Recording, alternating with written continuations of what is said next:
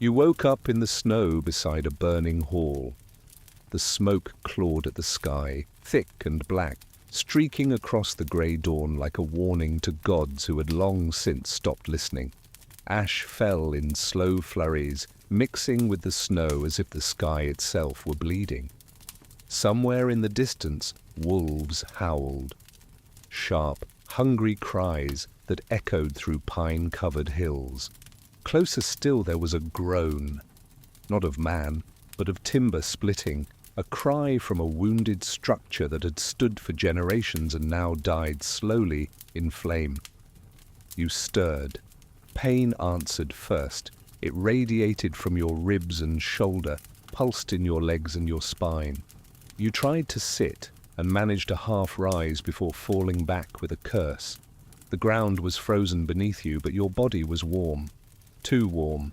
You were lying close to the ruins of the longhouse, near where fire still licked hungrily at the splintered beams. You were armored. Not just cloaked for cold, but wrapped in layers of dark leather, iron-studded and runed. You looked at your gauntlets blackened by soot. Faint silver inlays shimmered through the ash, swirling patterns like coiled snakes or storm currents. Old design. Foreign, not from any clan you could name. You couldn't name any. Your mind was blank.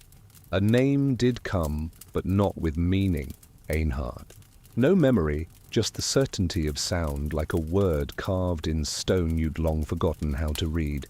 On your right hand was a ring, silver, shaped in a spiral, the kind that pulled the eye inward. Something about it chilled you. Something in your blood recoiled. The longhouse behind you moaned again, and collapsed in part, sending up sparks and choking smoke. Around it lay corpses. A dozen, maybe more. Some burned beyond knowing.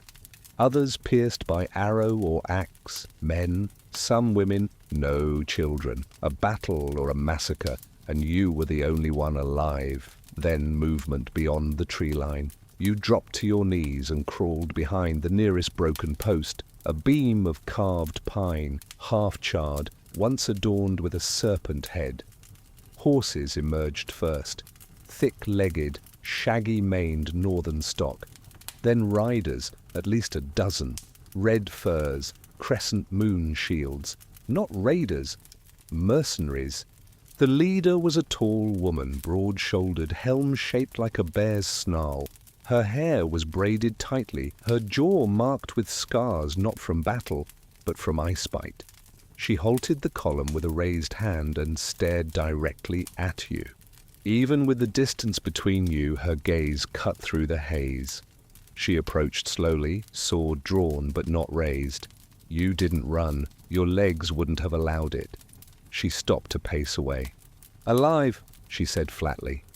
Her voice was rough, but not cruel. "Hells." Two others dismounted and moved to flank you, binding your wrists with cord. Not tight, not like a prisoner, like something dangerous they didn't yet understand. The woman crouched and looked you over. "You don't look like the others." You said nothing. "Name?" "Einhard," you rasped, surprised the voice worked at all. "That a clan name?" "I don't know." She studied you longer than she needed to, then stood. "I'm Yrsa, Red Moon Company. You're coming with us." They put you on a horse and rode east. You were too weak to resist, too numb to care. The sun climbed but never warmed the land. You passed broken fences, trampled fields, and half-frozen streams.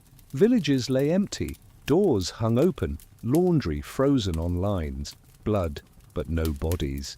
It felt wrong, all of it, like the land was trying to forget something.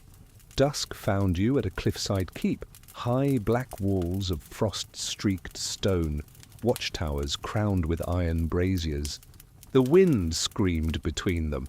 This was Frostmere, you were told, seat of Jarl Othric Ironfang, warlord of the Eastern Marches. The gates opened reluctantly. Inside, you were led not to chains, but to warmth. The healer's hall stank of pine sap and bear fat, but it had fire and furs. Yrsa stayed at your side, arms crossed, eyes never leaving you. "You'll see the Jarl," she said. "Soon as he decides what you are." You drifted into sleep and dreamed, not of home, not of gods, of ice. Deep, endless ice. Blue as twilight, cracked, with veins of light that pulsed like arteries. Beneath the ice, something moved, something vast and ancient. You couldn't see its form, only feel its presence, like pressure against your skull. A voice without words, a hunger without mouth. You woke with a gasp. And someone was already sitting at your side, an old woman, wrapped in rags and wolf hide, one eye milky white, the other a sickly blue that glowed faintly.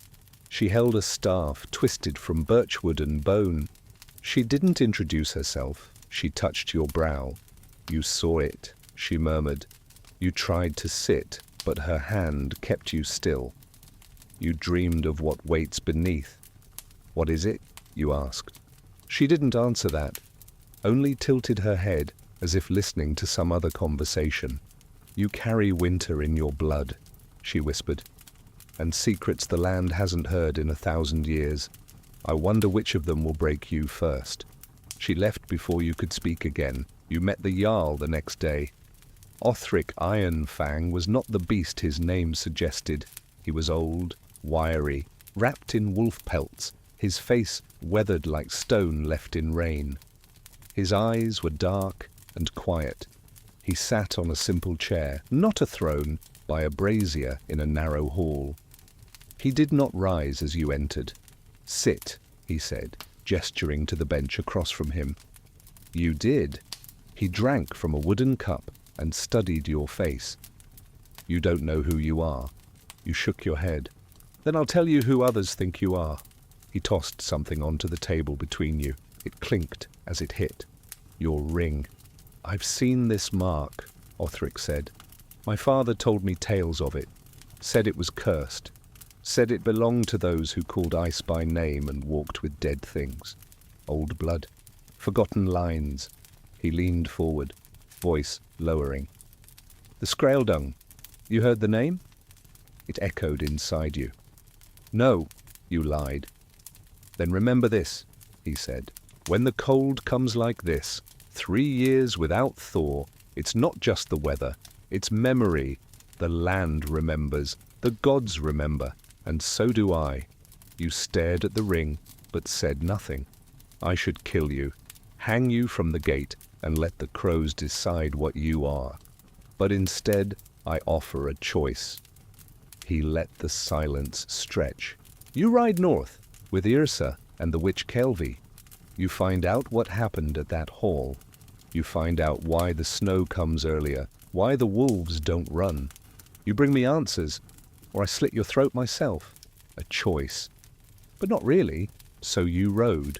You, Yrsa, Kelvi, and 4 others. East, then north, into the deep pines, into roads abandoned, streams frozen mid-flow, fields where no crops rose and no birds sang. Every night Kelvi stared into the fire and murmured to it.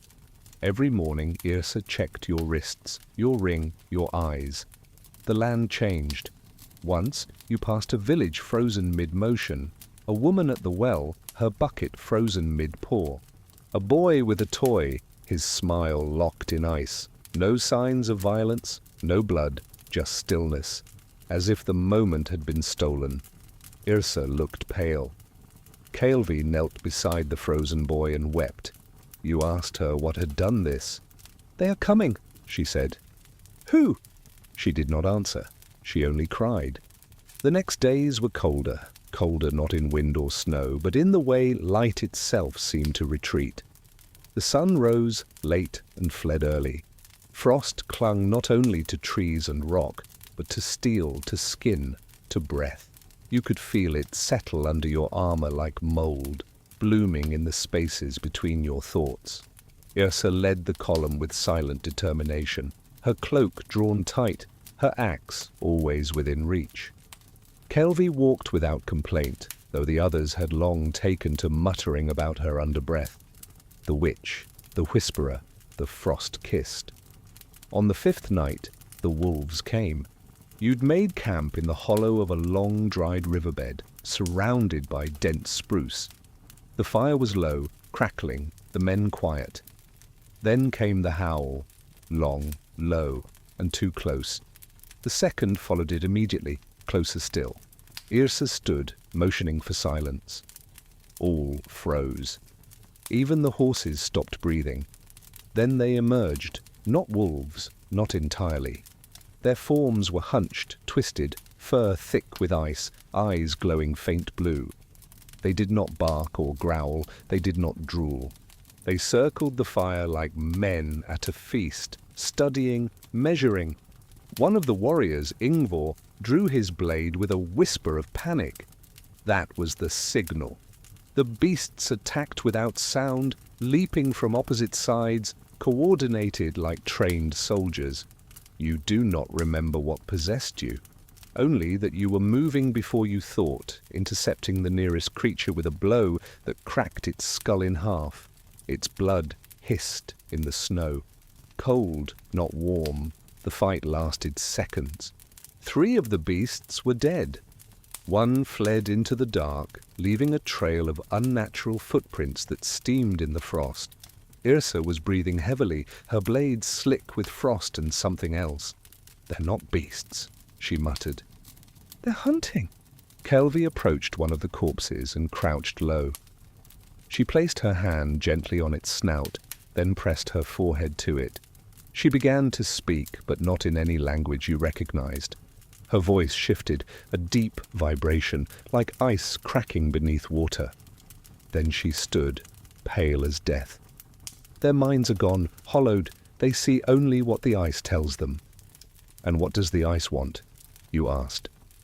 Kelvie looked at you, not confused, not afraid, but resigned.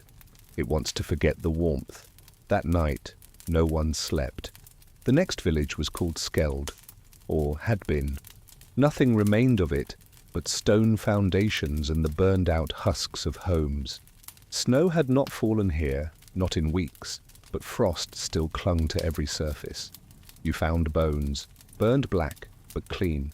No flesh, no ash nearby. As if the fire had come only for them. You found signs of struggle. Smashed shields, torn banners, a blood trail leading toward the forest. But it ended abruptly, like the earth had swallowed whoever fled. The Red Moon men wanted to turn back. Yrsa didn't speak. Kelvie did. "You'll find no safety in the south. Not now." Not when the ice is listening. The trail continued toward the mountains, jagged spires on the horizon, their peaks lost in cloud. No one wanted to go there. Everyone knew the stories. That was where the drowned kings were said to have buried their mistakes. That was where the Skreldung had been sealed in the deep, by fire and stone. And yet you rode. The first to die was Holder. It happened at dusk when the camp was still being set. He'd wandered to relieve himself no more than 30 paces from the fire. There was no scream, only the sound of something wet splitting open. They found him hanging from a tree, but not hanged, suspended, as if frozen in place, head tilted back, mouth open in shock. His blood had become red icicles, stretching downward like the fingers of a hand. Yrsa cut him down with grim efficiency and built a pyre. Kelvie argued. She wanted the body kept.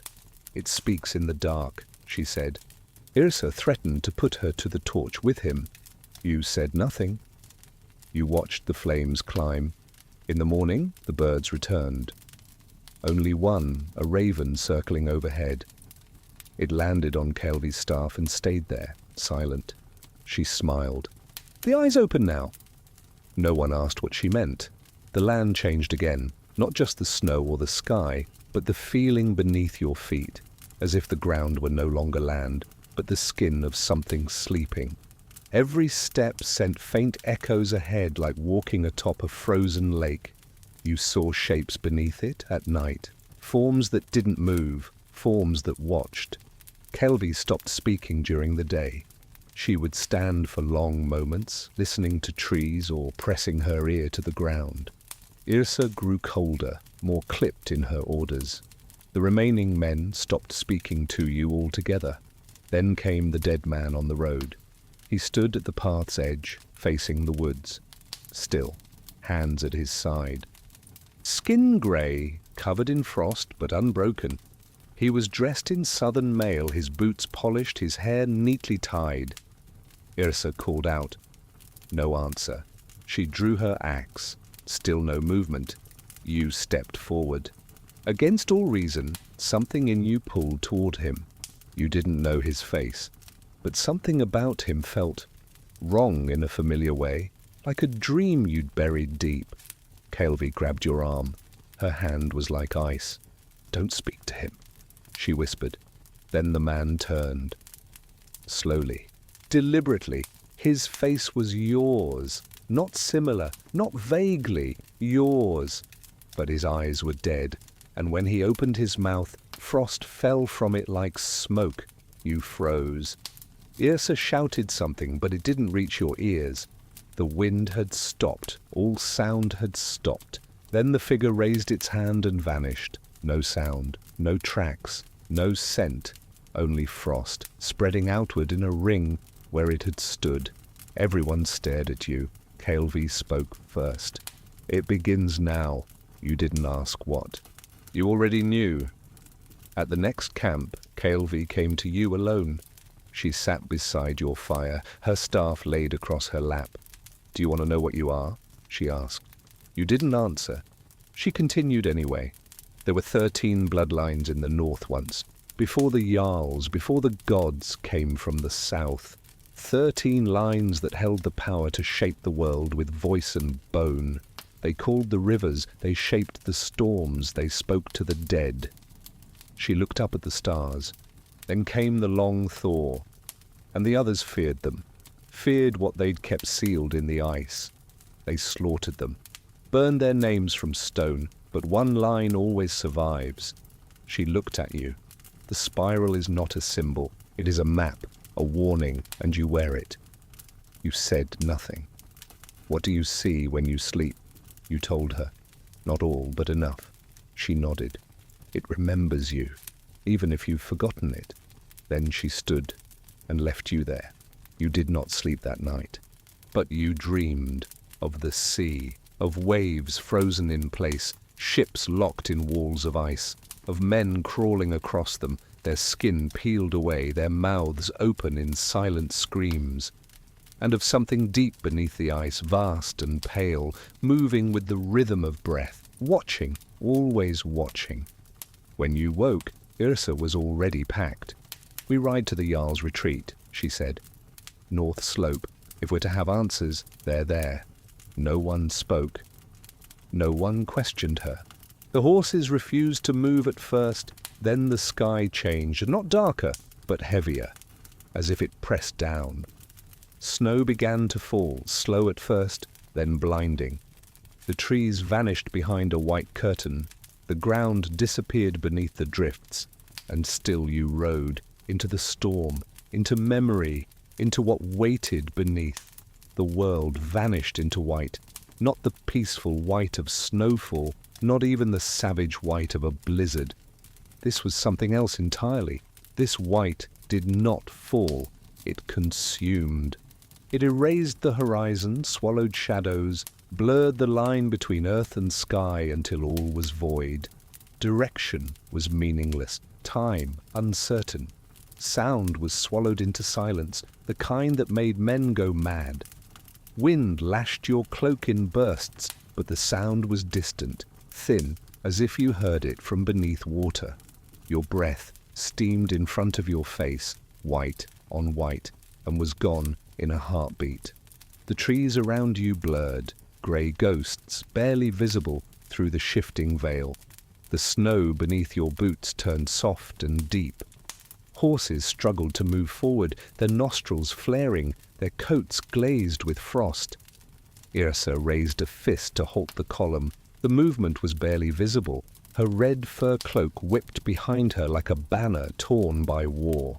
She turned in the saddle and looked to Kaelvi, who trudged through the snow as if she were blind, and yet knew the path better than anyone.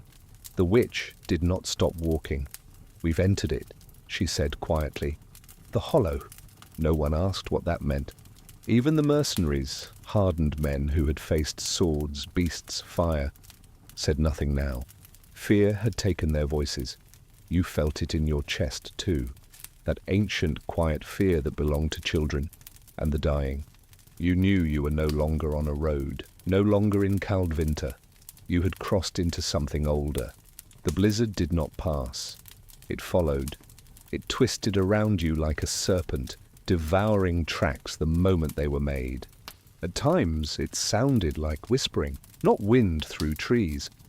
There were no trees here. These were syllables, broken pieces of thought, crawling along the back of your neck. Someone behind you, Trig, began humming. Not a song, just a tuneless note, a tremble. Yrsa shouted for silence. The humming stopped, but then Trig began again. You turned. He was walking with his head down, blood streaming from his ears. His lips moved rapidly. His eyes were open, but vacant. "Trig!" Yrsa stepped toward him. He screamed. His voice tore through the quiet like a jagged blade. It was not a scream of pain. It was a scream of recognition of something he saw or thought he saw. Then he dropped to his knees and began to claw at the snow. "Dig!" he shouted. "Help me dig! It's under here! Under the... He did not finish. His hands froze mid-motion. His body stiffened. You watched in stunned silence as frost bloomed across his face like flowers. His eyes turned white. His fingers remained curled, buried halfway in the snow. Yrsa did not move. Kelvi turned away. No one else said a word. You wanted to look away. You didn't. He remained there, a monument to madness, a warning. And then the snow began to fall over him, slowly, gently, like a mother tucking in a child. Kelvi spoke to you as you passed his body. He heard it. Heard what? The remembering. You did not ask again. You marched for what felt like hours, maybe days. Time fractured in that place. Hunger and thirst faded, not from fulfillment, but from absence. You felt the ache of your limbs only when you stopped moving.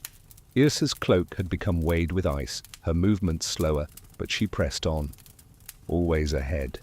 Eventually, the storm broke. Not by grace, not by mercy. It was as though something had turned it off, like a lantern extinguished by unseen hands. The silence that followed was not peaceful. It was total. No birds, no wind, no movement. Your footsteps made no sound in the snow. It did not crunch. It accepted you. Kelvi dropped to her knees and touched the ground. Yrsa swore beneath her breath. You felt it too. Beneath the snow something waited. Yrsa was the first to break. She swayed, clutched her chest, and fell to one knee. A low noise rose from her throat. Not a word, not even a cry. It was old, a sound dredged from the dark belly of memory. Her breath steamed wildly, her hands trembled. You reached for her, instinct taking over. The moment your fingers touched her shoulder, something cracked inside you. Your mind snapped open like a frozen door, ripped from its hinges. And then you were no longer in your body.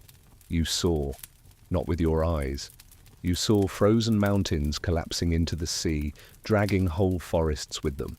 You saw people, 100, 1,000, frozen in mid-motion, caught in the act of speaking, of laughing, of holding loved ones. Frozen so quickly that even their expressions had not faded. You saw longships buried in glaciers. You saw bones crushed beneath layers of ice so deep they sang like bells when they shifted. And then you saw it. It was not a form, not a name. It was awareness, vast, cold, timeless. It looked back. It saw you, and it smiled. You gasped as you returned to yourself. You stumbled back, chest heaving. Yrsa lay still, unconscious.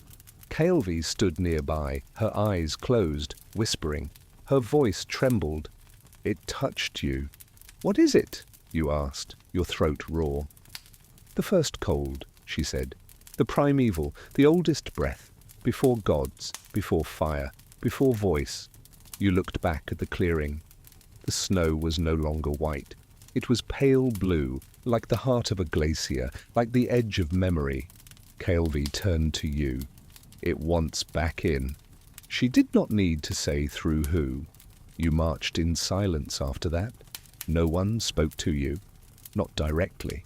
One of the men, Berulf, sharpened his knife every night, his eyes fixed on you from across the fire.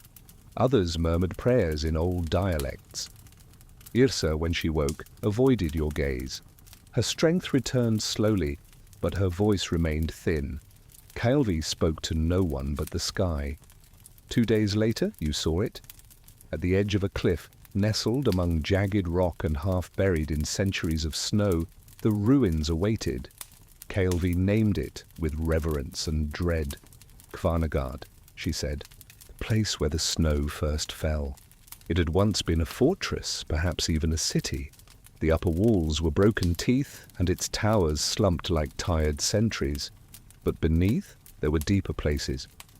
Visible in the cracks, the ancient stairwells descending into black. "We're not going down there," one of the men said. Yrsa looked at him. "You are?" she replied. Inside, the cold was worse. Not physical cold, memory cold. It clung to your bones, whispered behind your ears. The stairwells were narrow, carved from stone that radiated stillness. There were no torches, but you saw. The walls glowed faintly, lit by veins of crystal that pulsed with pale light. The bones began almost immediately. Human, mostly. Some still wore remnants of armor, others curled around themselves in corners, faces buried in knees. They had not died in battle. They had died waiting, hiding. There were no signs of conflict, only of forgetting. At the center of the ruin stood a chamber, vast, round, lined with spirals carved into the floor and walls. At the heart of it was an altar. On it, a crown. You stepped forward before anyone could stop you. You knew it, not from dreams, from memory. This had been yours, or was meant to be. Kaelvi gasped. Yrsa shouted, "You touched it!" The chamber pulsed, the spirals lit, and everything else fell away. Darkness rose around you, and something ancient whispered from within, "It is time." You did not remember falling. There had been the crown, the altar, the breathless cold that wrapped itself around your bones the moment your fingers touched the frozen iron. Then blackness, not unconsciousness, not sleep, something deeper, something below dreaming. There was no time in that place, no heartbeat, just stillness, and the knowledge that you were not alone. You awoke, lying on stone.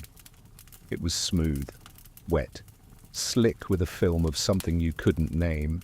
The glow was faint, pulsing like breath from crystalline veins that spread across the chamber ceiling above you. You sat up slowly. The others were gone. No Yrsa, no Kaelvi, no warriors, only you and the altar. It was still there, though different now, as if it had grown since you last saw it. The crown still rested atop it, though no longer dormant. Its icy arcs hummed faintly, shimmering with pale blue light. Around it, figures stood in silence, tall, cloaked in frost. They didn't breathe. They didn't blink. You weren't sure they lived. They watched you. No malice, no threat, just recognition. One of them moved, only slightly, a shift in stance, a tilt of the head. The sound it made was not from throat or tongue, but like cracking ice echoing through a cavern. A voice, but not language. You understood it anyway. "Return," it said. Another joined it, its fingers twitching in a slow spiral. "Wake." You stepped backward. The stone pulsed beneath your feet. The altar began to hum louder, the crown vibrating as though responding to your presence. You did not want to touch it again, but your body did not listen to you. Your feet moved, your arm rose, your fingers curled once more around the icy rim of the crown. Cold lanced up your arm into your chest, piercing your ribs like splinters, and then you heard a voice, not from the watchers, not from outside, from within. Remember! Your vision fractured. Pain exploded behind your eyes. You saw images, scenes you could not explain. A long hall of white stone, a throne shaped from glacier ice, a ring of voices chanting in a language long dead. You saw yourself, or someone with your face, standing among them, wearing the crown. Not with pride, with sorrow, not in triumph, in punishment. Then you screamed. The vision broke, you collapsed. But the watchers remained. They did not advance. They did not speak. They simply waited. When you rose again, the crown was gone. The altar empty. The glow in the walls dimmed to nothing. The watchers faded one by one until the room was dark and you were alone. And then footsteps, real ones, scrambling, steel on stone. Yrsa burst into the chamber, blade drawn, her eyes wild. Kaelvi followed, muttering under her breath. They froze when they saw you standing alone. Yrsa's face twisted with suspicion. "What did you do?" You tried to speak. No words came. Kaelvi approached carefully. "You've been gone 3 days." You shook your head. "I just fell." "No," she said. "You were gone. Not just missing, not just hidden. Gone. The chamber was sealed. No entrance, no passage. Then just now it opened again." She looked at the altar. "You touched the crown?" It wasn't a question. You didn't answer. Yrsa stepped closer. "Did you speak with them?" "I don't know." Kaelvi turned her face toward you, her half-blind eye glowing faintly. "But they know you now," she said. "And they remember?" The journey back to the surface was slow. None of you spoke for hours. When you emerged into the open air, it was no longer the same mountain. Snow still blanketed everything, but it had hardened into a crusty sheen. The wind was gone. The cold, though still bitter, no longer bit. It lingered, still, waiting. The camp had not survived your absence. 3 more men had died. One simply walked into the dark and never returned. Another froze while staring into the fire. The last, Berulf, had carved spirals into his arms until the blood froze in the shape of runes. Yrsa had buried him herself. The remaining warriors, only 2 now, refused to ride further. "Take your witch," one of them said. "Take your Ice King. We're done." Kaelvi let them go. Yrsa watched them disappear down the valley path without a word. That night, you sat by the fire with your cloak drawn tight. Kaelvi stirred something thick in a blackened pot. Broth made from dried meat, snowmelt, and crushed roots. Yrsa cleaned her blade obsessively, though it already gleamed. You noticed her eyes on you more than once, measuring, deciding. "What did you see down there?" she finally asked. You didn't respond right away. "I saw myself," you said slowly. "But not me. Someone older, wearing the crown." Yrsa nodded once. "Your ancestor?" You shook your head. "Me." Kaelvi spoke without turning. "There are echoes in old blood. The deeper you go, the louder they become." Yrsa didn't like that answer. "Are you possessed?" she asked. You almost laughed. "No." She stared at you. "Are you sure?" You weren't. Later that night you dreamed again. Not like before. This time you stood atop a frozen cliff.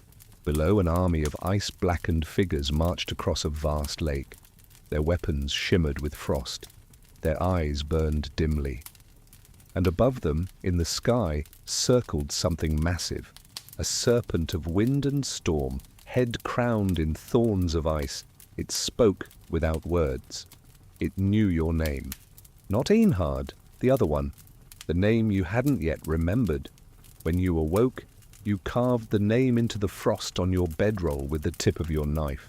You didn't recognize the letters, but your hand did. Kaelvi saw it in the morning. She said nothing, but her eyes never left the frost until the sun melted it. You left the mountain 2 days later. You, Kaelvi, Yrsa, and no one else. Your steps were slow. The weight was heavier now. You could feel it, not just in your body, but in the air around you. Animals fled from your presence. Snow stopped falling when you walked beneath the sky. Even the ravens avoided you. On the 3rd day, you found a man, naked, frozen to a tree. His eyes wide open, frost forming daggers at the corners. His chest was carved with symbols. Spirals again, but this time reversed. Inverted. Wrong. Kaelvi approached slowly. "This was not ours," she said. Yrsa crouched. No sign of struggle. Because he gave himself. You looked at Kaelvi. To what? She didn't answer. She only touched the frozen man's forehead, and he blinked, just once, then cracked apart. Not fell, cracked, like ice, like glass. His body split into 5 clean pieces and collapsed to the ground without a sound. Yrsa stood slowly. "South," she said, "we ride to the Jarl." Kaelvi touched the frost where his blood had never spilled. "There's no time," she whispered. "He's already waking." You didn't ask who. You already knew, and he knew you. You rode south, not toward safety, not toward warmth, only toward duty, if that word still meant anything in this part of the world. The sky above you had become strange. The clouds no longer moved as they should. At dusk, the horizon turned the color of bruised flesh. The sun barely crept above the mountains, and when it did, it cast no heat. It watched, silent, cold, distant. Each morning, you woke colder than the night before. Not physically, the furs held enough heat, but inside, as if something ancient within you was retreating further inward, burrowing toward the marrow of your bones. You felt heavier. Thoughts came slower. Dreams came faster. Kaelvi spoke less. Yrsa spoke not at all. You travelled only at daylight. What little of it remained. By the time you crossed back through the forest edge and saw the first signs of the lowlands, the moon had become a permanent mark in the sky. It lingered even in day, thin and sickly, like a coin worn to near transparency. The Jarl's men met you at the edge of a frozen creek. A dozen riders in crimson cloaks. You recognized none of them. Yrsa gave no greeting. She tossed them a medallion, iron, shaped like a crescent. They looked to one another, then turned their horses and led you on. The fortress of Frostmere was no longer as you had left it. Gone was the smell of smoke and pine. The forges had fallen silent. The banners above the gate were torn, hanging limp in a wind that barely stirred them. As you passed through the gates, you saw the eyes of the guards, hollow, staring. The cold here was deeper, heavier. Kaelvi gripped her staff with both hands. Yrsa muttered something beneath her breath. "What is it?" you asked. Yrsa didn't answer. Kaelvi did. The ice is inside the walls.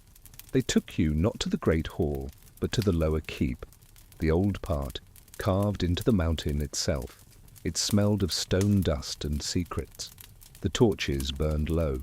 Shadows moved across the archways like they had minds of their own. There, in a chamber bare except for a single brazier, sat Jarl Othric.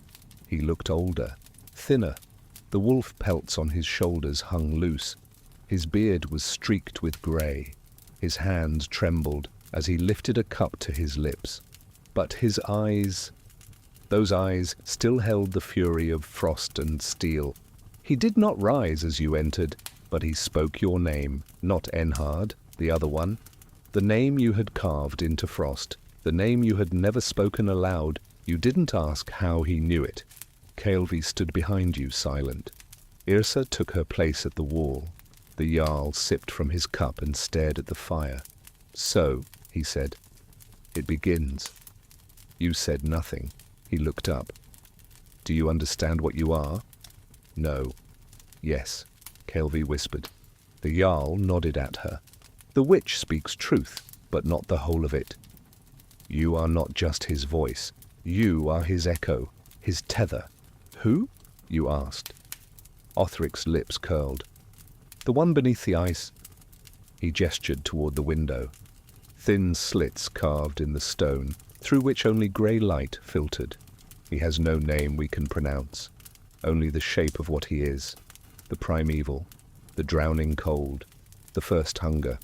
Your blood carries the last breath of his children, and your dreams wake him. You stepped forward, fists clenched. I didn't ask for this. None of us did, Othric said, but someone must end it. He rose slowly. You will return to where it began. I already did, you said. He shook his head. You went to the ruin, to the altar. That was the key, not the door. The door lies further north, where the sea never thaws, where the sky forgets the stars. The shattered coast, Caelvy said. Othric nodded. You will go there, you and those still mad enough to follow you. And you will seal the gate. Irza stepped forward. With what? With yourself. The silence that followed was absolute. Caelvy turned away.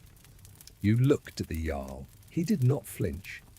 You're sending me to die, you said. Othric walked to the edge of the firelight and stared at the embers. We are all dying, he said, but only you can choose how. Later, in the old barracks, Irza sat across from you, sharpening her blade. She had done this so many times it had become a kind of prayer. Her hands moved without thought, her eyes on you the whole time. You don't have to go, you said. I do, she replied. Why? She looked down at the steel. Because I followed you to the mountain. Because I saw what looked at you. And because I want to know if there's anything left worth dying for. Caelvy entered, brushing frost from her shoulders. I've read the stars, she said. They are dying? Irsa laughed, a dry, humorless sound. Good, then we'll keep them company. That night, you did not sleep. Instead, you stood atop the battlements, staring out over the frozen valley. The moon had not moved, not once. It hung there, pale and watchful, as if waiting for you to make your choice. Behind you, you heard footsteps, not heavy, not human. You turned and saw yourself. Again, but older, taller, eyes the color of glacier ice. He did not speak. He only nodded, then turned and walked away, fading into the dark. You followed, but he was gone. You left Frostmere at dawn, no horns, no fanfare, just you, Ursa, Caelvy, and 5 others, the last of the Red Moon Company. All of them marked in some way. One was blind in one eye, one had lost a hand, another had burned flesh along his neck, spirals etched in scar tissue. No one asked what waited on the coast. They only rode. The road to the north was worse than before. Villages were empty, yes, but not abandoned. They had been emptied. You saw meals still steaming on tables. Doors ajar. Blood trails that led nowhere. Not even wolves remained. Once, you passed a church. Inside, the priest had written words across every wall in his own blood. You did not know the language, but you understood what it said. The cold remembers. On the 7th night, one of the men disappeared. No sound, no scream, just gone. Irsa said to ride on. Caelvy whispered that he had been taken. You didn't ask by what, because you already knew. You were nearing the gate, and it was opening. You crossed the northern ridge by noon. The snow was no longer falling. It didn't need to. What lay before you was white, not fresh, not soft, but crusted like old bone. Hardened snow, layered in centuries, scarred by wind and ice. The land itself looked brittle. It creaked beneath your horses like frozen leather. Even the wind was quiet now, not gone, just holding its breath. The sea was out there. You could feel it. Not because of scent, not because of sight, because something in your blood pulled toward it. It was calling. Caelvy stayed close now, closer than ever. Her staff tapped the ice in slow rhythm as she walked. not for balance, for warning. Yrsa still led, but she didn't speak anymore. The others, the Red Moon remnants, rode behind, weapons always drawn, not because of fear, because fear had already passed. This was what came after. You descended into the valley. The wind returned at dusk, low, whistling, like a song sung through teeth. You made camp in a hollow beneath a dead pine. Firewood was scarce. The trees here were petrified, roots locked in frost deeper than graves. The flames sputtered. The light didn't hold. You gathered close. The warriors took shifts. No one slept. Even Kaelvi, whose eyes rarely closed, leaned on her staff with tension in her jaw. Yrsa sharpened her knife, though it was already sharp enough to cut stone. Then, in the middle of the third watch, you heard it. Far, low, a horn, not of men.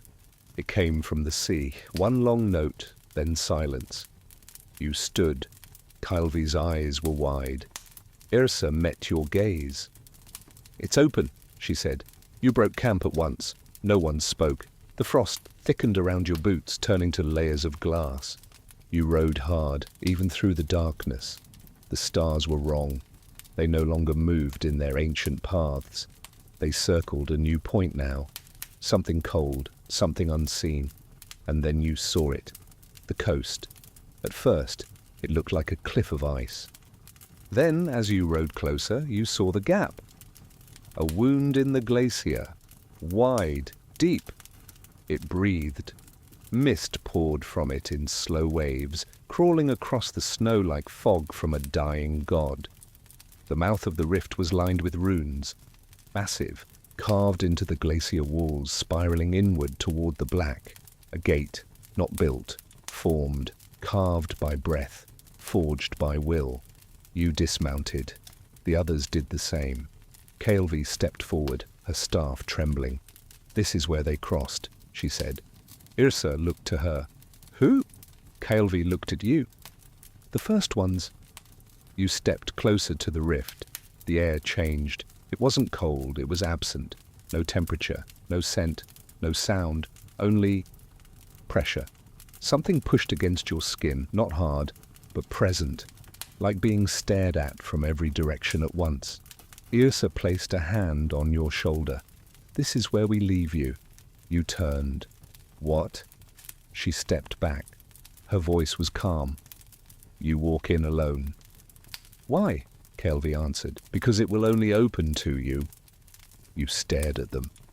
At the warriors who had followed you across mountains, through storms into death. They nodded one by one. A silent farewell. You stepped into the rift. At first, there was only black, then white, then both. The ice gave way to stone, and stone to silence. You walked, down, deeper. Each step echoed, not in sound, in memory. Images flickered in your mind, children playing in snow, a mother screaming, a gate opening, blood on the ice. Your voice, speaking a language you didn't know. The walls around you pulsed faintly. They breathed with you. You stopped. Before you a hall, massive, lined with ice pillars shaped like men, frozen mid-motion. Some screamed, some knelt, some reached toward something. You walked between them. Their eyes followed you. Not illusion, memory. You reached the end of the hall. There, the throne. Carved from glacier glass, empty, but warm. Waiting. You stepped forward. A voice whispered. Behind your ribs. Sit.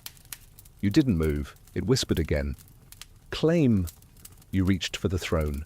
Your hand shook. You touched it. Ice flared. Images erupted in your skull. You saw the first cold. Not a creature, a presence, a mind. Older than stars. It wept. Frost. It slept beneath seas that froze the gods. And it made you. Not born. Formed. A shell for its return. You fell to your knees. It spoke from inside your bones. Join, you screamed, but no one heard. You dropped to your hands. The floor beneath you trembled, not shaking, not unstable, Alive, it pulsed, slow, deliberate, like breath. You felt it through your palms, through your knees, through your teeth. A rhythm that didn't belong to you, a rhythm older than blood. Something moved in the dark. You lifted your head. Shapes, not shadows, not tricks, forms. Pale limbs stretched long by cold. Joints twisted the wrong way. Skin etched with thousands of tiny carved runes. The same spirals, over and over. Etched into them and into the ice, they watched you. But not with eyes, they had none. And yet you knew they saw. One stepped forward, its mouth opened, not to speak, to breathe. Frost rolled out. Inside its chest, a second face glimmered. Yours. It raised its hand. Thin, bony, crystal fingers. It pointed. Behind you, you turned. The throne was no longer empty. He sat there now, the one you had seen in dreams. You, but not you. Older, worn. Hair long and white, skin pale as ash, eyes frozen and depthless. He did not move. He did not blink, but you felt it. He was alive, more than alive. He was enduring. And then he spoke. Not aloud, not in voice, inside your skull. Words without air. You are my final breath. You stepped back. He did not follow. You are the last gate. You shook your head. No. His mouth moved, but the voice remained inside. You were shaped for this, bled from my marrow, forged in forgetting. You are my answer to the warmth. I'm not you, you said. I was never me, he replied. You didn't understand, but your knees trembled.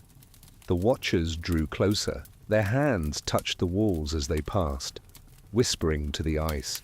The walls responded. They began to change. The spirals moved, turned, unfolded. Beneath the carvings, veins of ice cracked and shifted. Something stirred inside them. Blue, white, pale red, motion, like limbs, like birth. You looked back at the throne. He stood, slowly. His steps didn't echo, they swallowed sound. He reached for you, you drew your blade. He did not stop. The edge of the steel shook in your hands. He stepped within arm's reach, raised his hand, placed it over yours. You could not move. You could not breathe. He leaned in, forehead to forehead, and you saw everything. The creation of the world, the burning of the stars, the first scream in the first winter. You saw him, you, standing in a ruined world, surrounded by silence, holding the last warmth in your hands and letting it go. You broke free, staggered back, gasping, bleeding from your nose. The others were gone. The throne was empty again, but the watchers remained. They watched you fall. They did not follow. And slowly the chamber sealed, the ice returned, the spirals stopped, and you were outside again, not in the rift, but at the coast, at its edge, where the glacier meets the sea. The wind screamed now, the world was weeping. Kaelvi sat nearby, alone, eyes closed, mouth whispering. Yrsa lay beside her, still, pale, frozen, not dead, not breathing, trapped. Kaelvi opened her eyes. She heard the voice, she said. Did she answer? You asked. Kaelvi shook her head. She resisted. You looked at her. Did I? She didn't reply. The others were gone, not bodies, gone, no sign, just you, and Kaelvi and Yrsa, and the open sea. You stared out toward the black horizon, where icebergs floated like broken teeth, and beyond that, the cold, waiting, calling. You knew now. The gate wasn't a place, it was a choice. You were the seal, you were the crack. And something ancient was leaking through. You looked at Yrsa. Her fingers twitched. A single tear slid from her eye, frozen before it reached her chin. You placed your hand on hers. Kaelvi stepped beside you. There's still time, she whispered. For what? You asked. She didn't answer. The sky above turned dark, too quickly, as if the sun had been stolen. and the sea began to freeze. Not slowly, in seconds. Ice spread from the shore like a hungry thing, devouring waves, dragging cold over the horizon. Kelvy gasped. "He's coming!" You turned, drew your blade, but the blade didn't burn, it didn't shine, it cracked. You dropped it. The ice reached your boots. Kelvy fell to her knees, praying to gods long dead, to winds that no longer listened. You stood in the center of the shore, and you made your choice. You walked into the ice, and it let you in. The ice welcomed you, not like a door, like a womb. It did not crack or shift. It opened, like flesh. The walls around you pulsed faintly, glowing with pale veins of memory. Not blood, not water, something older, something truer. You didn't walk anymore. You floated. Your feet brushed the ice beneath you, but there was no weight, no gravity, no sound. Behind you, the shore was gone. Ahead, light. A deep, pulsing blue. You moved toward it. Each step called something forward from within you. Not thoughts, not images. Truths, buried too long, protected too well. You had not been born. You had been carved. Your flesh had been shaped by human hands. Yes, but your soul was older, a vessel, a whisper made flesh, a memory of something that was not supposed to return. You were a key, and you were walking toward the lock. You passed through chambers, vast circular spaces carved into ice that had never known the sun. Statues lined the walls, tall, inhuman figures, not monsters, not gods, witnesses. Each held something in their hands, a mask, a dagger, a flame, a crown, a skull, a seed. You stopped in front of the last. It held nothing, only a mirror. Your reflection wavered. It wasn't you. It was a boy, naked, alone, shivering. Then it was a soldier, then a king, then a corpse. Then all of them at once. You closed your eyes. When you opened them, the path continued, downward, always down. The air grew heavier. Your breath came slower. Your thoughts blurred, then sharpened, then blurred again. Time fractured. You passed the same archway 3 times. Or perhaps they were 3 different archways shaped the same. The ice whispered your name, not aloud, in your bones, your muscles, your spine. You began to remember, not just what was taken from you, but what you had given away. A promise, an oath. You had once stood before the gate. Voluntarily, you had offered yourself to buy time, to hold the ice in place, to silence the hunger beneath. But time was never enough, and hunger does not forget.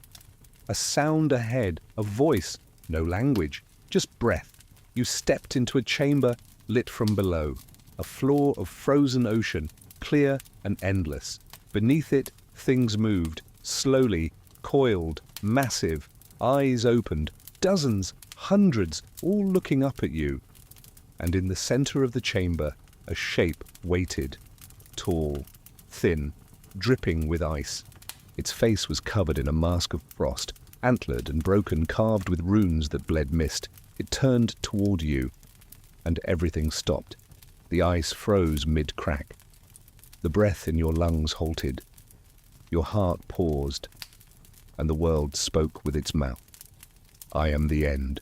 You stepped closer. I am not. It tilted its head. You were made for this. I was made to stop this. You were made by me. You raised your hand, and the ice trembled. A blue fire burst from your palm, not flame, memory. Images flooded the chamber. Yrsa's eyes, Kelvy's voice, Othric's silence, the march through the storm, the bones at the altar, the boy in the mirror. The fire surrounded you. You stepped forward. The creature reached for you. You caught its wrist. The mask cracked. Underneath, your face, your voice, whispering, begging, bleeding. You're not me, you said. I am the part you left behind. I didn't leave you. I buried you. And now you've come to join me. You let go. and the mask shattered. The chamber exploded with light, the ice screamed, the watchers howled, the world cracked open, and the sea above split. You stood in the light. It burned, but not with fire, with memory. Every step you had taken, every wound, every face, every betrayal, all of it shimmered around you, drifting like snow, glowing, crackling, whispering. You looked down. The ice had shattered. The creature was gone, but its voice remained inside you, fainter now, but still whispering, "You are mine." You clenched your fists. No, the ground shook. Above you, the glacier groaned. The sea roared in protest. From the walls, spirits wept, not for you, for what was coming. You reached deep into your chest, where the cold had once lived, where it still pulsed, and you dragged it out, not with hands, with will, with pain.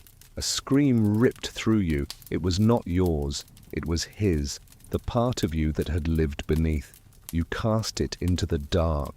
The chamber shattered, the ocean cracked. You rose, floating, fire surrounded you, not flame, memory. You were no longer a vessel, you were a seal, a lock, a wall. The light consumed you, and the gate closed. It did not slam, it did not roar, it wept. And then silence, cold wind, falling snow. You stood again on the shore, alone. Kaelvi was gone. Yrsa lay beside you. Her chest rose, then fell. Breath, real, warm. She blinked, then turned to you. Her lips parted. "Did you do it?" You nodded. "I think so." "What now?" You looked at the horizon. The sea was still. The sky clearing, the sun rising, and for the first time in years it brought heat. You helped her stand. Neither of you spoke. There was nothing left to say. You walked back toward the forest. The frost broke beneath your feet, and far beneath the ice, something ancient finally slept. The snow melted slowly, not everywhere, but enough. Patches of green emerged along the riverbanks. Weak, starved moss clinging to rock. The frost that once lined every edge of your cloak no longer formed in the morning. The horses no longer steamed when they breathed. You had been walking for 7 days. Yrsa beside you, not speaking much, still recovering, still watching you. The others, Kaelvi, the red moon remnants, gone. Some to silence, some to madness, some to peace. You didn't know which. You didn't ask. Each day the sun rose earlier and stayed longer, but the warmth never touched your skin. Not truly. You had walked too far into the cold to come back unchanged. Sometimes you heard it again. The breath behind your breath. The voice behind your thoughts. Not words, just presence. Watching, waiting, testing. Yrsa noticed it too. She never said it aloud. But sometimes you'd catch her hand drifting to the hilt of her blade when your eyes lingered too long on the horizon. You didn't blame her. You would have done the same. On the 8th day, you saw smoke. Black, thin. Rising from the trees like a thread, you crept close. It was a village, intact, occupied, men, women, children, chopping wood, skinning game, laughing, as if the world hadn't been ending, as if the sea hadn't frozen, as if the sky hadn't turned its face from the land. You watched from the ridge. "Do we speak to them?" Yrsa asked. You didn't answer. You stared at the smoke, at the soft sounds of life returning. You realized you didn't know how to speak to people anymore. You weren't one of them. Not really. Yrsa touched your shoulder. "They'll know you." You shook your head. "They'll know something," you said, "but not me." Still, you walked down the path. Children saw you first, then elders, then hunters with bows. None ran. None screamed. They watched. You and Yrsa stopped at the edge of the longhouse square. An old man stepped forward, one eye missing, a chain of carved bones around his neck. He studied you, then knelt, slowly, deliberately, and the rest followed, one by one. falling to their knees, heads bowed. Yrsa stepped back. "What are they doing?" You didn't answer. You didn't know. A child brought you a carved bowl of water. You accepted it, drank. It tasted like thaw. The old man stood. His voice shook. "You're him." You looked at Yrsa. "Who?" "The one who walked into the ice." You didn't confirm. You didn't deny. You asked only one thing. "How long has it been since the freeze broke?" He paused. 24 days. You nodded. Your legs felt heavy. You sat, and for the first time since the mountain, you closed your eyes and slept. You woke to voices, not whispers, debate, low, urgent. Just beyond the wall, you opened your eyes. Yrsa sat near the hearth, blade on her lap, watching two men argue. One tall, wrapped in black fur, eyes like slate. The other short, narrow-faced, voice sharp. They didn't notice you were awake until you stood. The room went silent. The tall one turned first. He bowed his head slightly. "My lord," he said. You didn't respond. He straightened. "I am Thedric, Jarl of the Low Pass, and this is—" "I don't care," Yrsa said. She stood too. "They came last night, brought gifts, salted meat, cloth, 2 swords of southern make." You looked at her. She shrugged. "They want something." Thedric didn't deny it. "The north is changing," he said. "The frost is breaking. The rivers run again. The people whisper your name." "Not mine," you said. He smiled. "But they whisper it." You stepped forward. "What do you want?" He took a slow breath. "To swear fealty." Silence. Then, "To what?" He bowed his head again. "To the flame that slept in ice." Yrsa spat on the floor. "Poetry." The other man spoke now. His name was Sulk, a priest, or what passed for one. "There are a dozen villages that survived the long winter. 3 jarls, maybe 4. All of them heard the horn. All of them know what was sealed. And who sealed it?" You stared at him. You weren't there. "We didn't need to be," he said. "We felt it." He opened his cloak, revealed a mark burned into his chest, a spiral, crude, bleeding. Yrsa stepped forward. "If you're building a cult, we're building a future," Sulk snapped. His voice echoed. Thedric placed a hand on his shoulder, then turned to you. "We want only your blessing. You don't need to lead, just be seen." You said nothing, because you knew. This was only the beginning.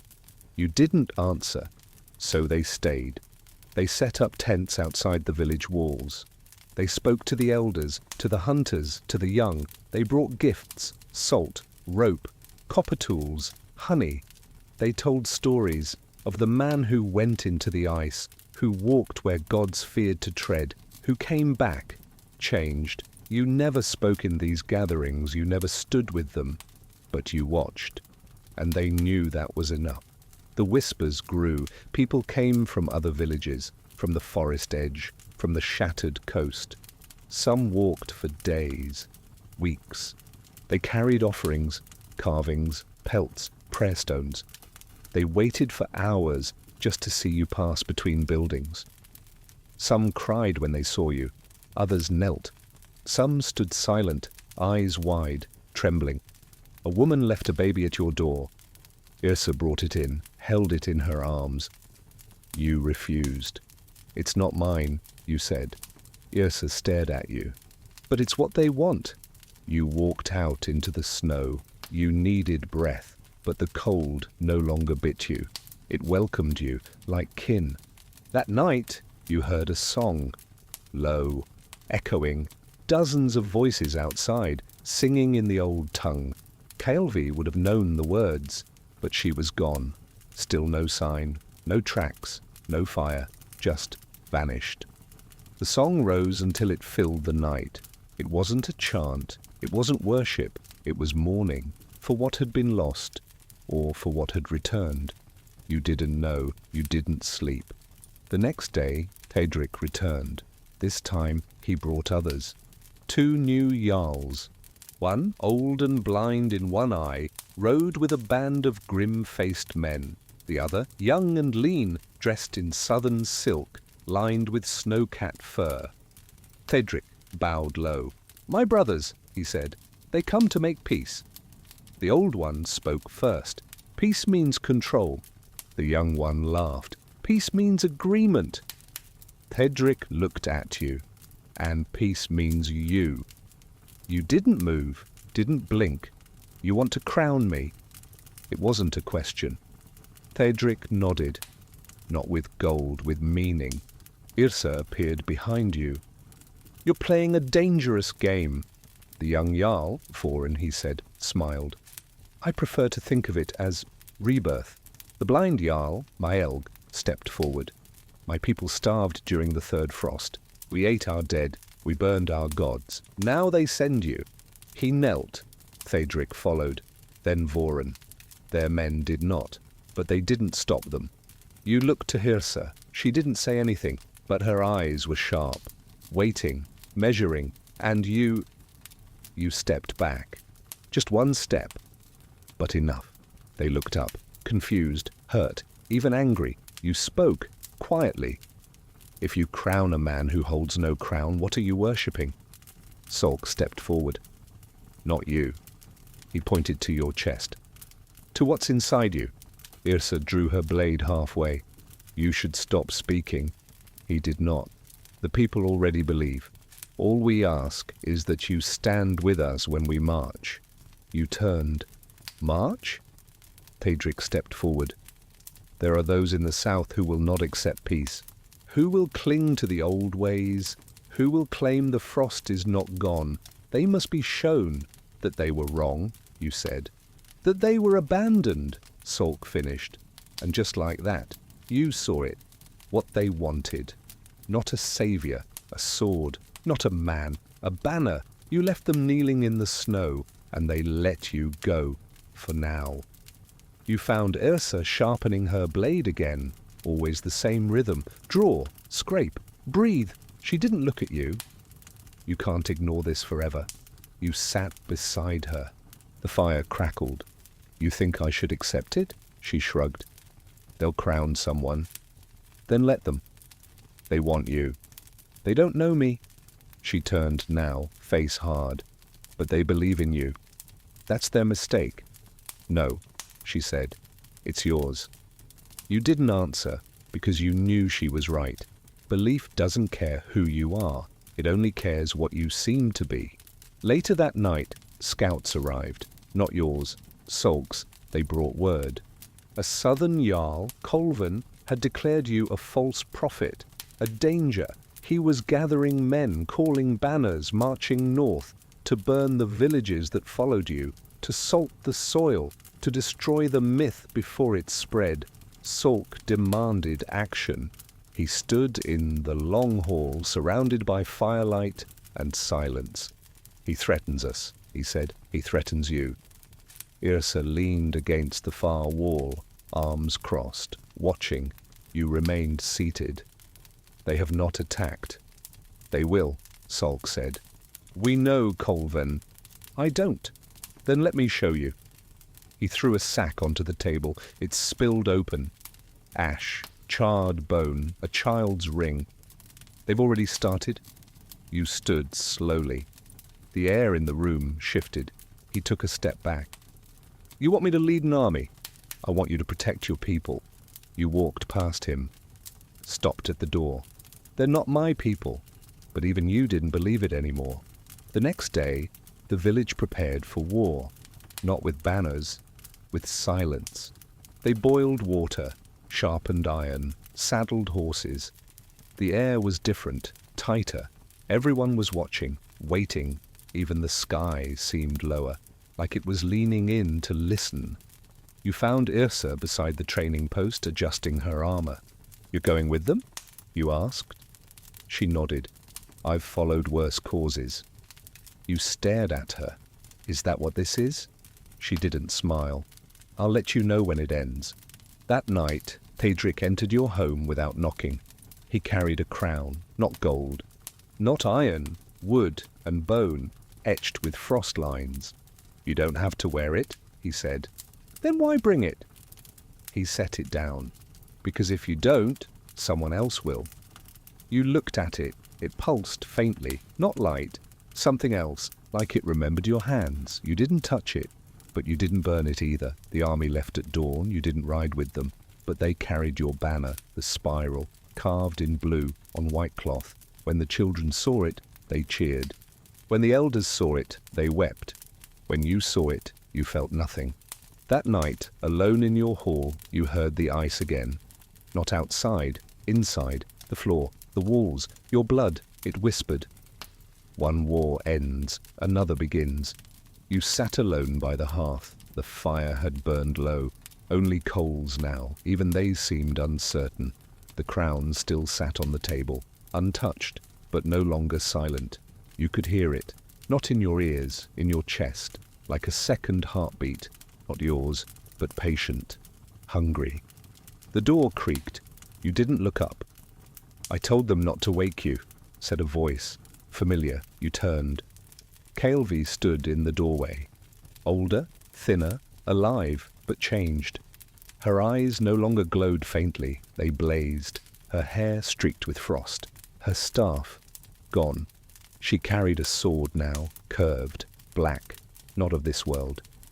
You rose. "What happened to you?" She stepped inside, closed the door. "I followed you into the ice," she said, "but I didn't come out." She circled the room, looked at the crown, then at you. "I died there." You said nothing. She smiled, but it was not a kind smile. "You killed him," she said. The words hung, heavy, untrue, true. "The first cold," she continued. The voice beneath, the echo, "You severed it." "I sealed it." "No," she said. "You became it." You stepped back. "I'm still me." Kaelvi's eyes narrowed. "Then why do you hear it?" You didn't answer. She drew the sword. "Because you're not alone anymore." The room pulsed. The crown shook. The coals hissed, and behind Kaelvi the wall cracked, just slightly, a spiral, etched into stone, glowing, blue. She pointed the blade at your chest. "Choose." You stared at her, and saw she wasn't threatening you, she was begging. If you didn't decide now, someone else would. You looked at the crown, at the fire, at the blade, and you understood. This wasn't a war of armies. It never had been. It was a war of memory, of truth, and the lie you let become legend. You stepped forward. Kaelvi watched, breath held. You placed your hand over the spiral. It stopped glowing. The crown dimmed. The blade cracked. Kaelvi fell to her knees, weeping. "I thought we lost you," she whispered. You stood in silence, and somewhere outside a horn sounded again. Not from the south, from deeper, from below. The seal was holding, but something was stirring, and this time it had your face. You woke up in silence, not peace, silence. The kind that waits before something shatters. Outside the wind had stilled, no birds, no horns. Even the frost no longer groaned beneath its weight. You were alone in the long hall. Yrsa was gone, the fire dead, the crown still on the table, untouched but different.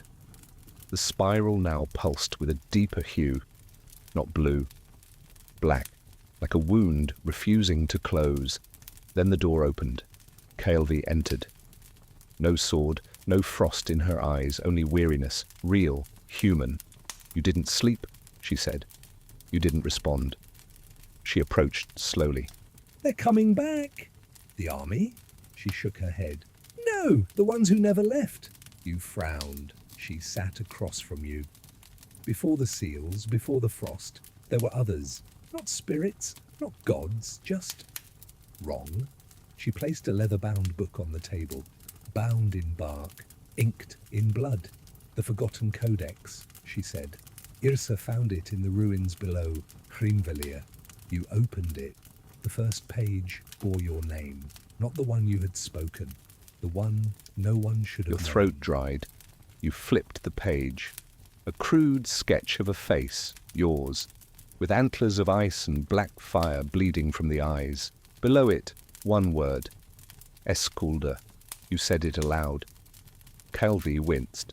It means echo-born, she said. Those made from the memory of others.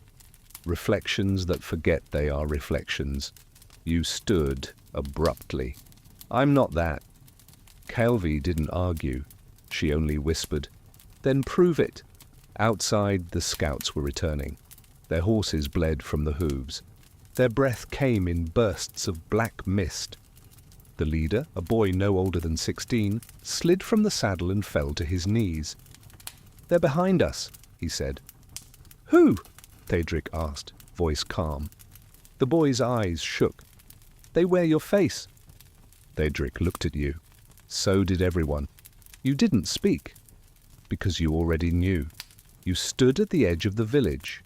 The scouts had not lied. In the far ridgeline, black figures moved between the trees. Tall, slow, deliberate. They carried torches that didn't burn red or orange, but blue, cold fire. One by one they appeared from the fog, and each one wore your face. Some younger, some older, some broken, one smiling with no lips. The villagers gathered behind you in silence. Yrsa returned, armor splattered with ash. She stopped beside you, her eyes locked on the figures in the woods. What are they? She asked. Kelvie answered behind you. Possibilities. You didn't turn. Yrsa frowned. That's not an answer. Kelvie stepped forward. They are you, but not just reflections. They're what the world would become if each of your choices fell a different way. The spiral doesn't just echo what was, it tests what could be. You felt the weight of it now, not just on your shoulders, in your bones. As if each step you'd taken had carved a path in more than snow, in fate itself. And why now? You asked. Kelvie's voice lowered. Because the seal is weakening. And the spiral feeds on uncertainty. When people believe in you, truly believe, it collapses the other paths. But the moment doubt returns. She pointed at the ridge. They find a way back. Theodric stepped beside her. Then we kill them. No, Kelvie said sharply. You don't understand. You can't kill what isn't alive. You can only starve it. By doing what? Yrsa growled. Kelvie turned to you. By choosing. That night, the village voted. 12 voices demanded war. 12 more begged for retreat. Some believed in you. Others believed in the stories of you, but which was not the same. You watched from the shadows. Even Sulk said nothing. He only stared at you. Long, unreadable, cold. Theodric approached when the hall emptied. They fear you now, he said. You nodded. They should. Theodric smiled. But it was the kind that held no joy. Then give them a reason to. You turned to him. I'm not who they think I am. Exactly, he said. Which means you can be anyone. You left him in the silence. The next morning, the ridge was empty. No torches, no shadows, only ice, and a single mark carved into a pine. A spiral split down the middle, cracked, just like the seal. Kelvie found you sharpening your blade, something you hadn't done in weeks. She sat across from you, folding her hands. You've seen it, haven't you? You said nothing. She pressed. The real one. The thing beneath the ice. The first voice. Your jaw clenched. I saw it, but it didn't speak. It never does, she whispered. It waits. You looked at her now, and for the first time she seemed afraid. Not of death, not of what was coming, of you. They came with the snow. Not as an army, but as whispers. The first to disappear was the old healer, Breck. No screams, no blood, just gone. His hut undisturbed, fire still warm, herbs still hanging. The next night, it was 2 children, then a dog, then a scout. They weren't taken, they were replaced. Each time, someone would return. Same face, same voice, same memories. but not the same. It was Kaelvi who noticed first. "His eyes don't blink," she whispered. You watched as the new Breck stood in the village circle, mimicking his old mannerisms perfectly, until he laughed. Breck never laughed. Yrsa drove an axe into his chest. He didn't bleed. He split, like ice cracking under pressure, and dissolved into black snow. The villagers screamed. You didn't. You only turned to the forest. "They're learning," you said. Kaelvi nodded. "They're not echoes anymore. They're becoming options." Yrsa wiped the blood from her axe. "I'm tired of options." That night, they tried to burn the woods. The flames refused to catch. Snow fell too thick. Wind howled too loud. The spiral pulsed at your chest, beneath your skin, beneath your soul. You felt it now, the thing below, watching, not just you, everyone. Sork stood before the hall the next morning, robed in silver. He held the black crown high. "The time has come," he declared, "to anoint the spiral-born." He pointed at you. Gasps rippled through the crowd. "You've seen them," he continued. "You've heard their voice. You walked through fire and did not burn. The Old One chose you. You stepped back." "No." Solk's smile widened. "That's not up to you." The villagers gathered in silence. Even Yrsa said nothing. Kaelvi stepped forward. "You can't force him." "I'm not," Solk said calmly. "I'm giving him what he already is." Thedric appeared behind you. He didn't draw his blade. He didn't need to. Everyone could feel it, the shift. A line had been crossed. You touched the spiral on your chest. It pulsed, and the ground trembled, just slightly. Barely more than breath, but everyone felt it. Kaelvi's eyes widened. "It's listening." You met her gaze. It always was. They came at dusk, not from the forest, from beneath. The snow cracked open like ribs torn wide. From the earth rose your face, but not wearing it, becoming it.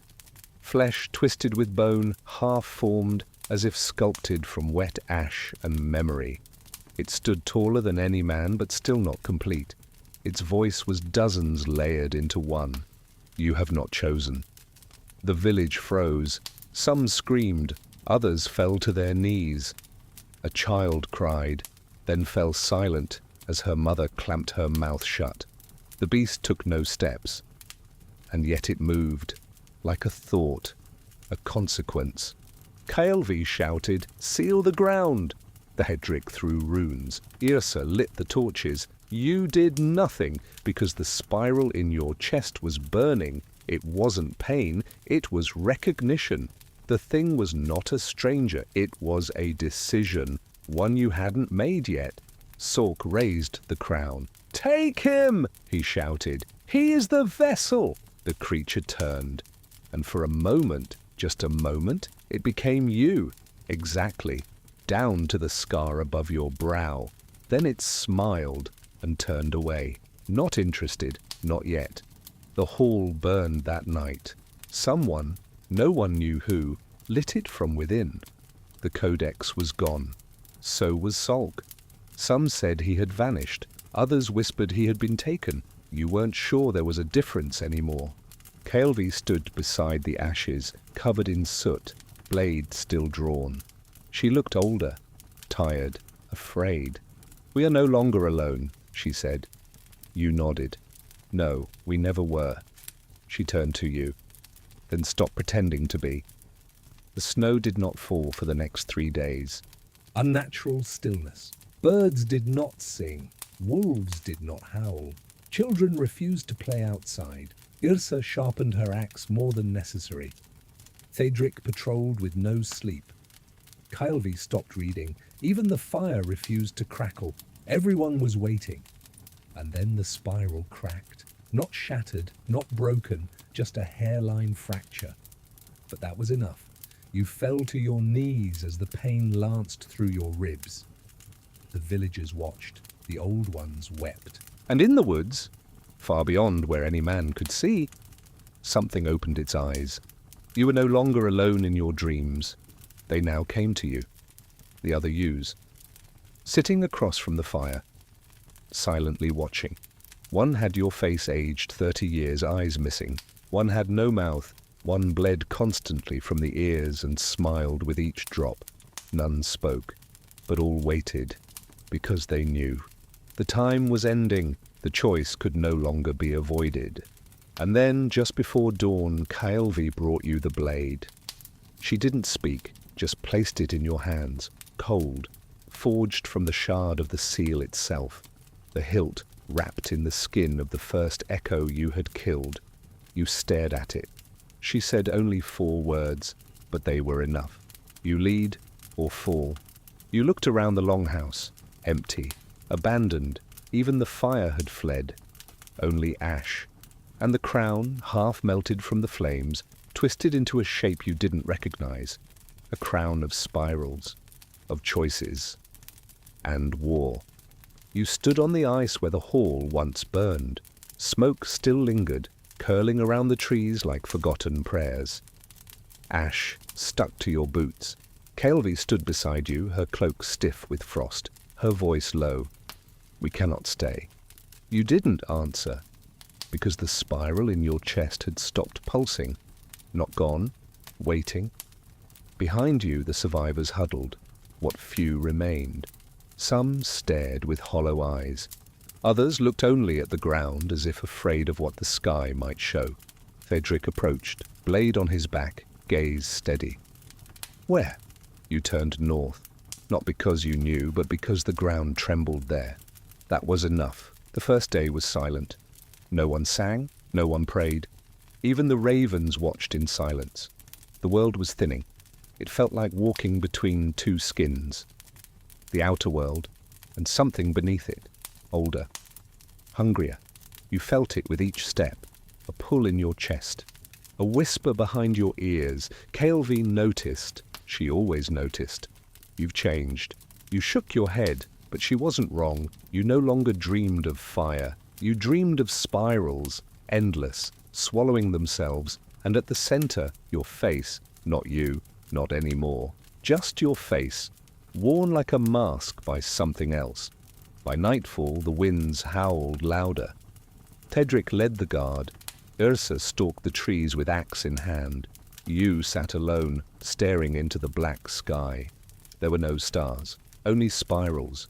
Then came the voice, not loud, not near, inside. "You carry it." You stood, no one else heard. The wind stopped, even the cold withdrew. You are the hinge, the gate, the answer written in flesh. You shouted into the dark. "Who are you?" A pause. Then, "I am the half that waits." Kaelvi found you standing in the snow, eyes glazed. She didn't ask. She just sat beside you and waited. The second day, the blood returned. Yrsa found it first, a trail, faint, winding through the frost like a serpent. No tracks, no bodies, just blood. Thedric followed it to a frozen creek. There, carved into the ice, was a symbol, the spiral, but cracked. You knelt beside it, touched it. Pain lanced through your fingers, and then a vision, not a memory, overtook you. A mountain torn in half, a sky made of screaming mouths, a city of bone and frost, and at the center, a throne of roots, pulsing. You fell back, breath frozen in your chest. Kaelvi caught you. You saw it too. You didn't ask how she knew. She helped you stand, and said 3 words. "Don't look again."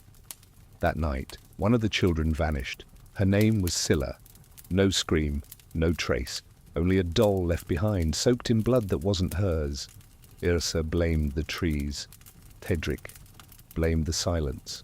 Kaelvi blamed the thing beneath your ribs, and you said nothing, because part of you agreed with all of them. Because the longer you walked, the more you felt it stir. The thing inside, not growing, becoming. You dreamt that night of her, the girl, walking backwards through the forest. Eyes white, mouth stitched shut. She turned to look at you, and she was you. The snow was thinner beyond the ridge, not gone, never gone, but soft, tired, like it too had been waiting. You led the march in silence. 27 souls. That's all that remained. Kylvi walked at your side, though her eyes seldom met yours. Thedric rode rearguard, always glancing over his shoulder as though expecting someone to vanish. Yrsa sharpened her axe while walking. You didn't ask how she did it. No one did. Behind them, farmers, hunters, elders, children. The last of Merkwinter. And somewhere among them, the traitor.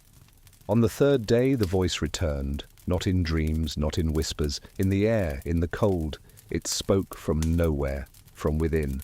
You lead them away from me. You stopped mid-step. Kylvi looked back.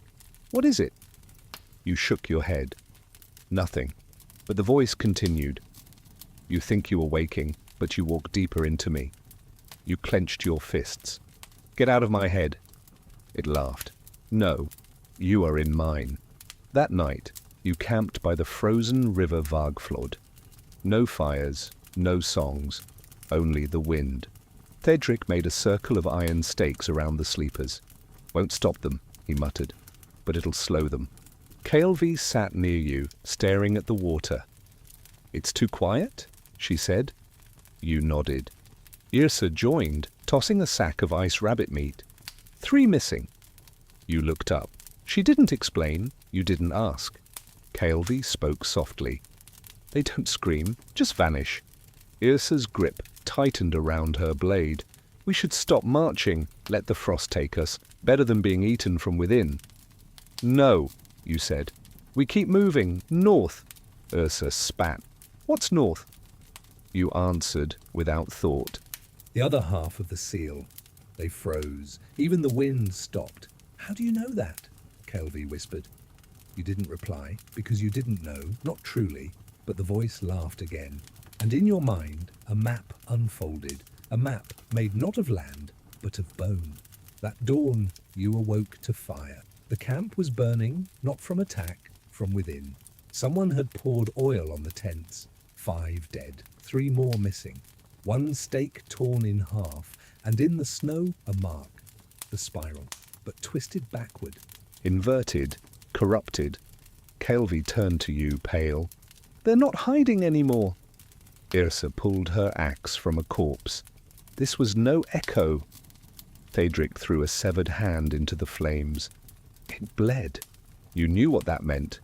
One of your people had become something else, and had not yet been caught. Kylvi asked the question no one wanted to voice. What if? They don't know they've changed. You stood before them. 21 now, faces pale, cracked from cold. You held the spiral blade in one hand, the broken crown in the other. You spoke plainly. One of you is no longer who you were. Silence. You continued. They may not even know it themselves, but they are not human. Thedric stepped forward. What do we do when we find them? You looked down at the blade. It pulsed softly. Cut the spiral. Kylvi grabbed your arm. We can't just kill anyone we suspect. But then someone laughed. Loud, mocking. All heads turned. It was old Marek, the woodcarver. He smiled wide. Too wide. Teeth like needles, skin stretched. You're too late, he said. The spiral is already open. Then he ran into the fire. He did not burn. He did not scream. He just unraveled. The ruin was not on any map. It rose from the snow like a buried ribcage, jagged and frost-covered, wrapped in dead vines that shouldn't grow in winter. Stone arches, broken by time, loomed crooked in the sky, casting warped shadows across the ice. And on every surface, every pillar, wall, shattered step, the spiral. Some were carved, some were melted into the stone, some bled. Yrsa raised her axe. We should burn it. There's nothing left to burn, Kylvi whispered. You stood at the base of the central arch. A great disk of black stone hung above you, cracked down the center. Etched upon it, the spiral glowed faintly. a dull, crimson pulse like a heartbeat beneath stone. Kaelvi approached you, slow. Her hand hovered near her knife. You knew this was here. You didn't answer, because something in your chest responded to the ruin, not with pain, with relief, recognition, like coming home. Kaelvi's voice dropped to a whisper. You've been here before, haven't you? No, you said, not in this life. She flinched, then whispered, then whose life are you living? Tedric explored the outer perimeter with 2 others. Only he returned. The others were not taken by echoes. They were lost to the ground itself. When Tedric stepped near a broken altar, the ice split open. A mist of black fog rose up, swallowed the men, and reformed behind him. No screams, only silence. He didn't speak for hours after, and when he did, he said one thing: I saw their thoughts. No one asked what he meant. No one wanted to know. That night, Kaelvi confronted you, alone, near the central arch. You need to tell me, she said. What's happening to you? You shook your head, but she stepped forward. No more lies. So you spoke. I hear a voice, not always, not clearly, but it knows me. It calls me. It's half. Kaelvi's eyes narrowed. It's using you. I don't think so. You don't think so? Her voice cracked, not with fear, with sorrow. You walk with us. You speak like us, but I see your eyes in the firelight. They shine wrong. You looked down. Your hands trembled, not from cold, from hunger, not for food, not for warmth, for closeness. You wanted to be near something, anything. You were forgetting why. Kaelvi put a blade to your chest, but her hand shook. I should kill you. You nodded. Yes, but you won't. No. She sheathed the blade. You're not lost, not yet, but when you are. You looked at her then. Don't wait. The next morning, the ruin was gone.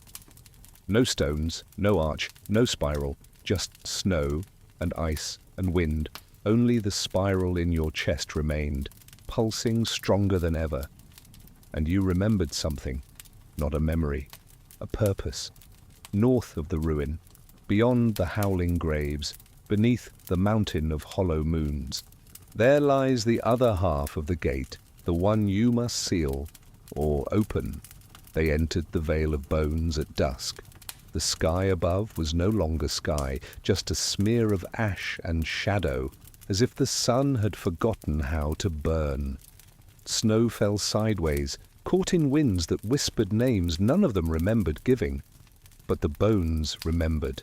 They jutted from the ice like frozen screams, ribs of beasts too large for any known to man, skulls cracked by weapons never forged by human hands. Some of the bones pulsed faintly beneath the frost, glowing like amber veins. Kaelvi warned you. This place was old before the world bled. You walked anyway, because the spiral pulled you, because the gate was near, because you were no longer walking alone. They attacked in silence, no roar, no drumbeat, just shapes, shifting, thin as mist, moving between the bones. At first, Ursa thought it was wind. Then something tore one of her hunters in half. Daedric rallied the others, sword drawn, voice sharp. They bleed like us. Cut them down. But they didn't bleed, not truly. Where the blade struck, it spilled out, not red, not gold, just light, like breaking open a flame and finding the absence of fire inside. One of them grabbed Tedric. Claws sank into his face. He screamed, and the spiral on your chest ignited. The creature burned and screamed your name, not the one you knew, not the one your mother gave you, but the one etched into the ruin's missing stone. Helvaken! Time broke. For a moment, you were in 3 places. In the vale, surrounded by bones and blood and ash. In a chamber of roots and stone where a throne pulsed with your breath. And in the sky, looking down upon both, Kaelvi pulled you back, slapped your face. You returned to one body. Tedric lay at your feet, face torn, bleeding, but alive. Kaelvi stared at you. What did it call you? You couldn't say it again, because saying it would be remembering, and remembering would be becoming. They burned the remains. What was left of the creatures didn't burn easily. The fire flickered, sputtered, hissed, as if protesting the command. Kaelvi stood watch. Yrsa sharpened her axe with rage. And Tedric did not speak, until later, when you were alone. He sat near the fire, half his face bandaged, half his spirit gone. He said, "I saw what you saw." You looked at him. "What do you mean?" "He didn't meet your gaze. In the ruin, in the vision. I saw it too. The gate, the throne, the sky that bends." You said nothing. He leaned in. "I lied to you. I knew where we were going. I heard the voice too. It called me, but not like it calls you." Then he looked you in the eye. "It calls through you," and you understood. He wasn't here to protect you. He was here to follow you, to the end, even if it meant the end was death. That night, the spiral broke open. Not completely, but enough. It didn't hurt, not in the way you expected. It felt like exhaling something you didn't know you were holding, and in that moment, the world paused. Kaelvi woke first. She looked at you, at the light leaking from your chest, and whispered, "You're not ready." Then she touched your arm, and it stopped. Not the spiral, not the light. The world, it froze, everything. The wind, the snow, the breath of the hunters. The movement of the fire, time, frozen. Only you and Kaelvi remained. She looked pale, older. "I am not what I said I was." You stared. She nodded slowly. "I was born beneath the hollow moons. I carry a shard of the same spiral, a failed gate, broken. I was sent here to watch you." "By who?" you asked. She looked at the sky, then back at you. "By your other half." The spiral inside your chest pulsed once, and then the world resumed. The frost screamed, every tree bent backwards, and the bones beneath the veil shook. Kaelvi looked at you, not with fear, not with love, with resolve. "It's waking." You nodded. You looked north, past the horizon, toward the final mountain, and said, "Then we go meet it." You woke up in darkness, not night, not shadow, but the kind of darkness that absorbs light, that devours flame. You opened your eyes, and the spiral burned in your chest like a dying star, faint, but present, still open. Kaelvi sat beside you, blade drawn, but not at your throat. She was guarding you from what, or from who, you could not say. Tedric was gone. Yrsa sat sharpening her axe with slow, mechanical strokes, and the wind no longer howled. It whispered, one word over and over. "Return." You stood and walked toward the base of the mountain. The mountain of hollow moons was not a peak. It was a scar, an ancient wound torn into the earth, deep, black, and spiraled inwards like the mark upon your chest. The rocks bled frost, the snow was warm to the touch, and the air tasted of ash and memory. There were no paths, only descent. They followed you in silence, even Kaelvi, even Yrsa, because they knew what waited at the bottom wasn't death, it was decision. Each step down changed the world. Time slowed, light bent. Yrsa wept without knowing why. Kaelvi touched the wall once, and when she pulled her hand away, her palm was younger. The lines, the scars, the years, gone. And still, she followed. At one point you lost the count of your steps, but the spiral kept glowing, guiding or summoning. You could no longer tell the difference. At the bottom there was no gate, only a mirror, not of glass, of ice, deep and polished and ancient. In its surface you saw not your reflection, you saw him, the other you, taller, paler, eyes like obsidian flame. No weapon, no voice, just presence. You raised your hand. He mirrored you. You spoke. "What are you?" He smiled, and the spiral in your chest opened fully. The ice did not crack. It dissolved. The mirror faded into vapor, and from it the other stepped through. Silent, barefoot, clothed in black wind, no blade, no armor, just a chain of bone wrapped around one wrist, trailing behind like a serpent of ivory. You did not speak, because you knew. This was not your enemy. This was your echo. A version of you who had answered when the spiral first called, who had opened the gate once before, long ago, and stepped through, and been changed. The other self circled you slowly, studying your face, your scars, your weariness. "You are late," it whispered. You said, "I never agreed." It tilted its head. You did. You just haven't remembered yet. Kylvi stepped between you, her blade pointed at your echo. "I won't let it take him." The other self smiled, not cruelly, not kindly, just knowingly. "I don't need to take him. He's already me." Then to you it said, "The gate isn't a place, it's a choice. The spiral isn't a key, it's a wound, and every wound begs to be reopened." You stepped forward. You failed. The echo didn't flinch. "I obeyed." You raised your hand, palm burning with the light of the open spiral. The cavern shook. The world trembled, and the gate began to form. It wasn't a door, it was a tear.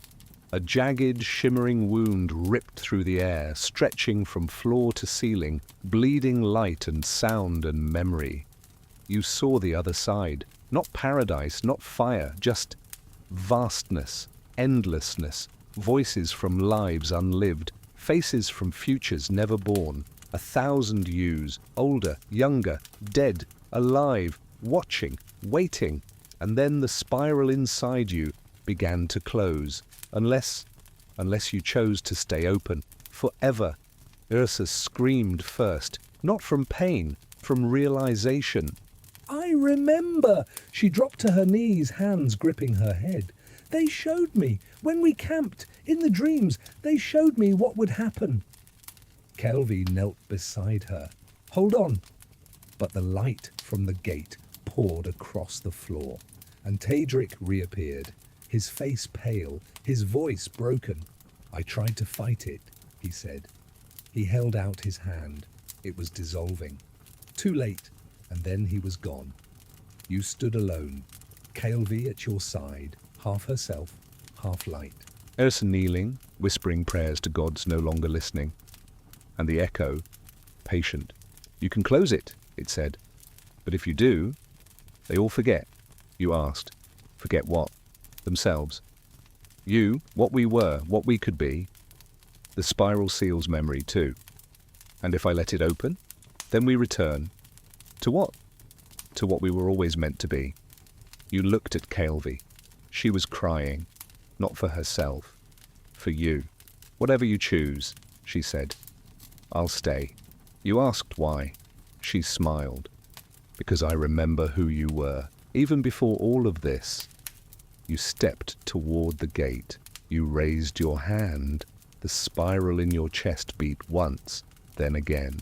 Then you chose, and the world responded. If you closed it, the gate collapsed into a single point of light. The echo vanished. The voices silenced. Kelvy collapsed in your arms, fading. She whispered, "Thank you." Ursa stood, alive, whole. The bones above quieted, the sky cleared, and you remained, alone, but free, for now. If you let it open, the world broke. Time frayed. Kelvy burned into light. Ursa rose with black eyes. You stepped through, and became more than one. You became all of them, and none. And on the other side, you remembered everything. You woke up in the same place you began. Only the world was quieter. The war never happened. The storm never came. Your village was whole. Your name was different. Your past rewritten.